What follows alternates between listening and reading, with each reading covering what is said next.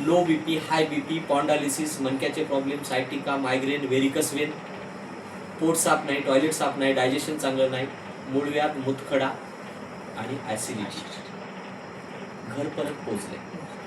ह्याचं लोन सगळ्यांच्या घरापर्यंत पोहोचले.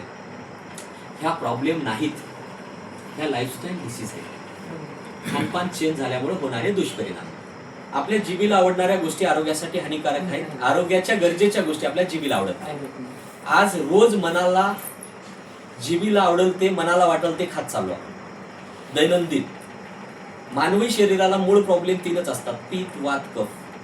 ह्या 3 प्रॉब्लेमला स्थिर ठेवण्यासाठी, चांगलं हेल्दी जीवन जगण्यासाठी फूड महत्वाचं आहे.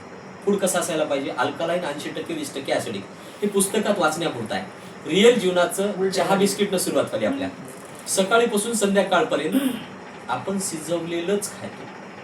सकाळीपासून संध्याकाळच्या डिश जर बघितल्या तर पोहे, मुरमुरे, सिर्रा, उपमा, इडली, डोसा, पोळी, भाजी, चपाती, भात हे कॉमन झाल्यात.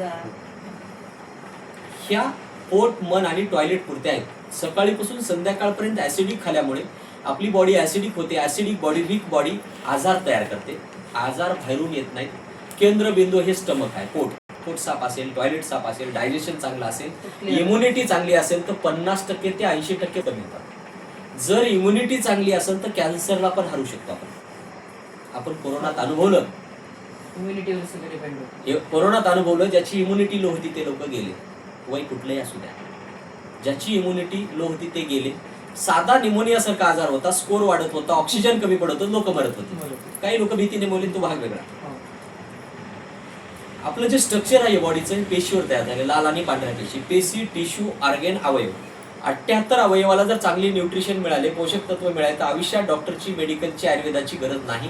अन्न हेच औषध आहे. आहार इम्बॅलन्स झाल्यामुळे हे सर्व प्रॉब्लेम आहेत. हे चांगलं जेवण आहे. फक्त तुमच्या 78 अवयवाचा स्टडी करून बनवलंय. 42 वनस्पतीचा ज्यूस आहे. डोक्याच्या केसापासून पायाच्या नखापर्यंत डॉक्टरला दाखवून थकलेल्या पेशंटला द्यायचे. जिथं सोनोग्राफीला, एक्सरेला, अँजिओग्राफी, पेट स्कॅनला काही रिझल्ट सापडत नाही, त्याला घ्यायला सांगायचं. त्याला रिझल्ट येतो. तो गावाला पेशंट माहित असतो, गावाला, आणि तो गावभर सांगतोय. 100 गिऱ्हाईक दुसरे द्यायला. आतापर्यंतच्या मार्केटिंग मधला याच्यातला फरक सांगतो. आतापर्यंत मार्केटिंग करत असताना 10 लोकांची जर यादी काढली तर 5 लोक भेटत होते आणि 2 लोकांच्या गळ्यात घालत होतो आपण.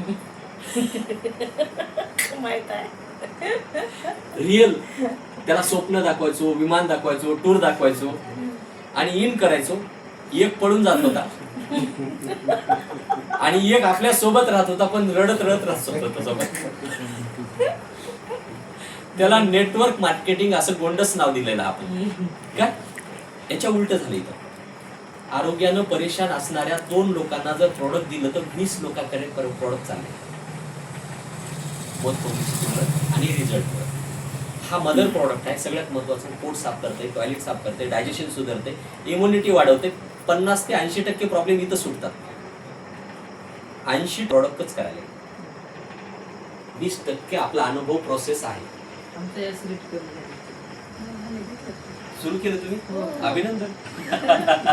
जसा तुम्ही रिझल्ट सांगितला. मला ऍसिडिटी नव्हती. आम्ही एक्सरसाइज वगैरे सगळं करतो, पण ते आमची सासूबाईची तब्येत ठीक नव्हती म्हणून ते रात्री जागरण, दिवसा जागरण, त्यांच्यासाठी जागरण राहावं लागलं. केव्हा उठायचं, केव्हा हे करायचं, पण नाही सांगितलं ऍसिडिटी. मग आम्ही 15 दिवस घेतलो. 2 जण. ऍसिडिटी भरपूर कमी झाली. खाऊच देत नव्हतं मी, तेच म्हणते कमी झाली. म्हणजे तिखट तर बिलकुल खाऊ देत नव्हतं. ऍसिडिटीचा प्रकारच माहित नव्हता मला, कारण खाणं व्यवस्थित होतं आणि एक्सरसाइज होती. त्याच्यामुळे झुंबा सेंटर होतं ना माझं. याला सपोर्ट करणारे 11-12 प्रॉडक्ट आहेत. तसे कंपनीकडे 40-42 प्रॉडक्ट आहेत. पण कोणाला शॅम्पू, सोडा, साबण, निरमा सांगायला आपल्याला वेळ नाही आणि लोकांना ऐकायला वेळ नाही. आरोग्याबद्दल सांगायला आपल्याला योग्य वाटेल, आरोग्याबद्दल ऐकायला लोकांना योग्य वाटेल असे 10-11 प्रॉडक्ट लोकांना रिकमेंड करतो आपण. हे कंपल्सरी द्यायचा. याच्यासोबत काय प्रॉब्लेम झाला ऍड करून द्यायला 10-11 प्रॉडक्ट आहेत. हा झाला आरोग्याचा भाग.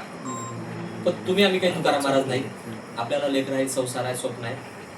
आपल्याला काय मिळतंय हे पण महत्वाचं आहे.